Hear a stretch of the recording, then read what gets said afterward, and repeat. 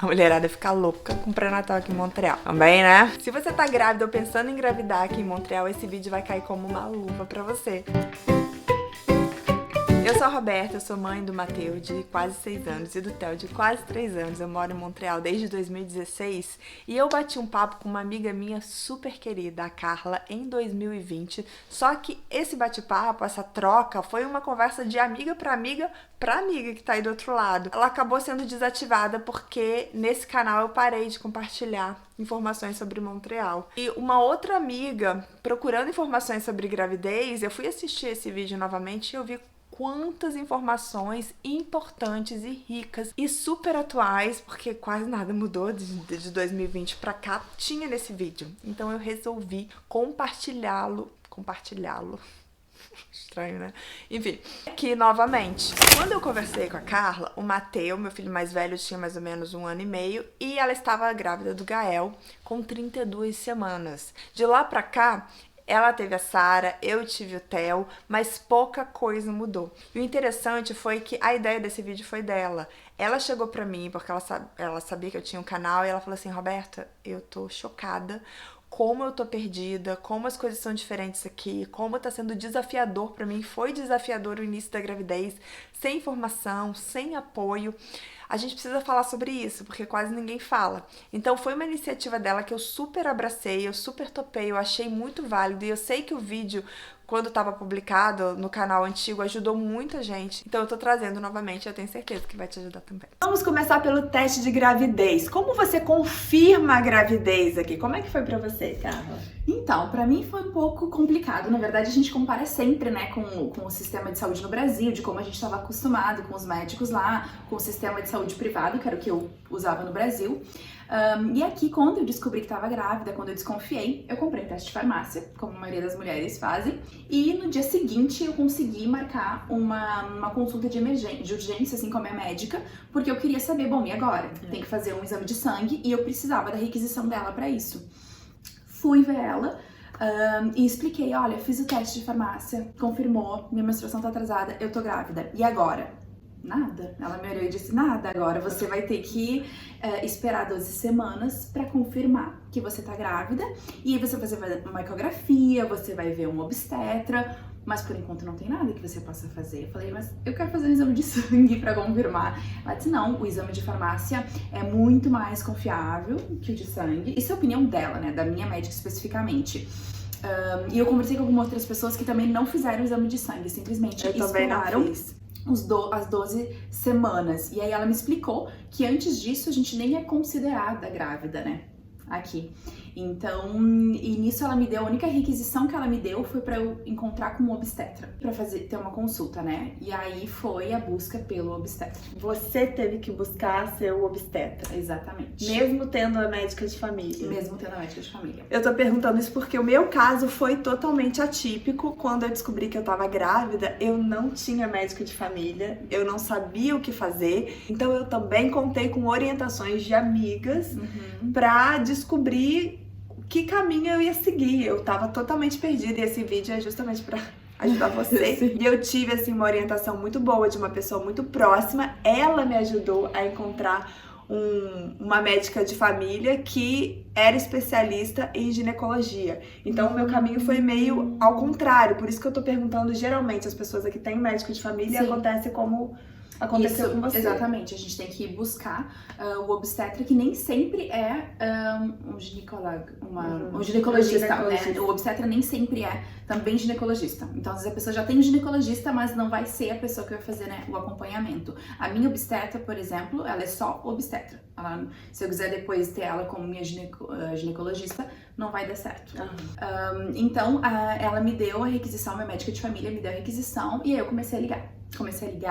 Liguei para vários hospitais, porque o que me disseram também, que o importante é a gente saber em que hospital a gente quer ter o parto, para ver que médicos trabalham nesse hospital e com que médicos estão disponíveis para fazer o que a gente chama o suivi de grossesse com ele, né? E aí, quando comecei a ligar, eu me dei conta de que era muito difícil. Eu liguei para os hospitais que eu queria, perto do meu trabalho, perto da minha casa.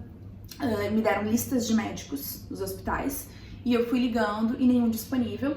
E tem alguns casos onde os hospitais como Saint-Justine, que é um ótimo hospital, eles me disseram que não aceitavam gravidezes que não fossem de risco ou de mulheres que tivessem menos de 35 anos. Então, como eu não estava nessas categorias, eu não consegui um médico que me atendesse no Saint-Justine. E aí comecei a ligar, fiquei assim o dia inteiro ligando e, bom, eu moro em Villeray, pra quem conhece Montreal, que é mais ou menos no centro, pro norte, né, da ilha, e eu achei a minha médica obstetra em La Salle. Então é bem longe, no sul, né, da ilha. No início eu fiquei um pouco preocupada, poxa, mas é tão longe e tal, mas finalmente eu dei sorte, porque realmente ela é muito boa. Entendi. E como você fez essa pesquisa pelos hospitais? Eu fui até alguns hospitais, na verdade o St. Mary's é na frente do meu trabalho, então eu fui ali pedir a lista de médicos. Pro Saint-Justine eu olhei no site mesmo, a lista de médicos disponíveis. E aí depois eu confesso que eu pensei, meu Deus, qualquer hospital, eu só quero um médico. Entendi. A gente começa assim, né, super seletiva e depois, por favor, alguém. Exatamente. Até eu olhava o ranking, tem um ranking na internet dos melhores obstetras de Montreal e eu quero esse, mas não é bem assim. Encontramos o médico, o que a gente fez então? A Carla seguiu um caminho, eu segui outro. Como eu disse, a minha médica, que eu acabei conseguindo por indicação de uma pessoa próxima, ela é ginecologista e médica de família, então era uma situação bem específica e ela que me acompanhou na minha gravidez inteira. Eu não vi o meu obstetra. A gente vai falar sobre isso em um outro vídeo, né, na parte do parto, mas eu não vi o meu obstetra até o último, a última semana de gravidez. Eu vi o meu obstetra uma vez na minha gravidez inteira. Isso a gente vai falar em um próximo vídeo. Mas aí ela pediu, depois dos 3 meses, quase com 3 meses, eles pedem o exame, né? Como é que foi com você? Sim, na verdade eu consegui marcar a minha consulta com a médica quando eu tava com 11 semanas. Normalmente tem médico que não aceita com menos de 12 semanas. Essa aceitou, que eu vi ela com 11. E quando eu liguei pra marcar, eu devia estar com 7 semanas. Então, quando eu liguei, a secretária da médica já me disse, olha, já liga pro hospital para marcar a ecografia. E quando você vier aqui com 11 semanas, você vai pegar a requisição. E aí, com 12 semanas, você faz a primeira ecografia. Então, foi assim que aconteceu. Realmente não tem muito o que fazer antes disso. A minha sorte é que eu tinha uma viagem pro Brasil, nesse meio tempo, quando eu tava exatamente com 7 semanas. Então, eu fiz uma ecografia no Brasil pra confirmar, porque, né, no momento eu tava, meu Deus, mas eu quero saber se tá tudo bem. E aí, fiz a ecografia no Brasil, a gente vê ele bem pequenininho, assim, com 7 semanas. Então, na verdade, a minha primeira ecografia foi lá. Mas se eu tivesse ficado aqui, seria somente com 12 semanas, que ia realmente confirmar a gravidez. Eu também fiz uma ultrassom, né, antes das 12 semanas, porque eu comecei a sentir uma dor como se fosse no ovário. Nem sei, nunca tinha sentido meu ovário, mas na época eu achei que fosse mesmo. E eu fui pro hospital.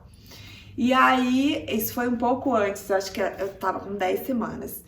E eles acabaram aceitando fazer uma ultra lá pra ver o que tava acontecendo. Eu dei uma exageradinha na dor, mas eu tava mesmo com dor. E descobri que é normal, que parece que o ovário da onde sai o óvulo, ele... eu não vou saber explicar com detalhes o que é, mas aconteceu com você, né? E aí dá uma dorzinha, mas tava tudo normal. E aí eles viram que tava tudo bem com o bebê, né? Aí eu acabei fazendo também essa ultra. Você fez de 10 e 12. Fiz, e depois fiz a de 12. Agora, a minha médica também me viu um pouquinho antes e me passou todos os exames, como a sua. Era uma médica sua, né? Sim, Agora, para as pessoas que só são vistas com 12 semanas, né? Tem que ser tudo rápido, Tem que ser tudo rápido, assim. Por isso é que esses tempos uma colega de trabalho também me disse que estava grávida. E disse, e agora? O que eu faço? Eu disse pra ela, independente de tu já ter médico ou não, tenta ligar pro hospital, tenta ver se tu consegue já marcar os teus exames. Os exames, né? Porque depois, no momento que tu vê o médico, ele vai te dar requisição, entendeu? Mas o problema é que às vezes as pessoas não conseguem marcar o exame pra exatamente 12 semanas. Tudo bem, pode demorar um pouco, mas é bom que não seja tão tarde, né? É, porque esse primeiro é a translucência nucal, que eles chamam, né? Que é pra saber se o bebê tem algum risco de ter síndrome de Down e outras síndromes. Exatamente. E tem um período certinho ali que é pra fazer de 12 a 14, né? Então não pode passar muito. Então o ideal é a pessoa já ligar para o hospital para marcar antes de ter a requisição. Tem alguns lugares que aceitam, eu tinha ligado, eles aceitaram, mas depois quando eu fui fazer mesmo, o meu hospital vai ser o CHUM, né, que é o Centro Hospitalier da Universidade de Montreal. Quando eu liguei, eles precisavam do nome do médico. Então, esse precisava do nome, sabe? Entendi. Aí eu já tinha, mas como eu já sabia quem é essa pessoa, eu dei o nome dela, sabe? Mas uma coisa também que a minha médica me falou é que, porque para esse exame, na verdade, a gente precisa fazer 2 exames de sangue e a ecografia, né? Teria a possibilidade de fazer no setor privado, que seria um exame, que se eu não me engano custa em média $500, Isso, né? E este exame é só um exame de sangue que você faz. E aí ele detecta todas as anomalias que a criança pode ter e ainda por cima você pode saber o sexo, se você quiser. Eu acho que é 99% de precisão. Isso. 99% de precisão. Então, assim, eu acabei optando por não fazer. Tem alguns seguros que cobrem, tá? O meu seguro não cobria. E aí eu acabei optando por não fazer. Eu também. Fiz só o programa do Quebec mesmo, que é esse de fazer uma ecografia e 2 exames de sangue. Que inclusive, todos esses exames a gente faz pelo sistema público. E esse teste especificamente, a taxa de precisão dele é maior do que a do Brasil. Porque a gente faz 2 exames de sangue para complementar o resultado da ultrassom, e no Brasil é só ultrassom. Eu sei porque eu tinha uma amiga muito próxima, grávida, na mesma época que eu, e a gente comparava todos os exames, tudo que acontecia. Lá no Brasil, o ultrassom é todo mês, né? Praticamente. Você vai lá, ultrassom. Aqui só temos 2. Só temos 2. Duas, assim, com certeza que você vai fazer, são 2. Eu acabei fazendo 3 porque eu fiz essa primeira que não estava no esquema. Como a gente tá falando aí do início da gravidez, com ele, para muitas mulheres, acho que a maioria, vem os enjoos. Algumas têm mais forte, outras mais leves. Eu tive mais leve, a Carla teve mais forte. Então a gente vai contar pra vocês como é que foi o seu caso. Então, pra mim foram 4 meses de muito enjoo, assim, o tempo todo, 24 horas por dia. Eu não me reconhecia como eu mesma, sabe? No Brasil, como eu tinha visto uma médica com 7 semanas, ela me deu um remédio lá, e quando eu cheguei aqui, eu precisava ter uma requisição também pra ir comprar o remédio, e eu descobri, isso é uma boa dica, que nas farmácias, os farmacêuticos mesmos, eles podem, desde o ano passado, na verdade isso é novo, os farmacêuticos eles podem dar requisição pra você poder comprar o remédio pra náusea. Então não precisa marcar uma consulta com a médica e ver ela só pra pegar esse papel. Que interessante, isso eu não sabia. Com o farmacêutico mesmo você já pega. No meu caso eu tive um pouco de enjoo, sim.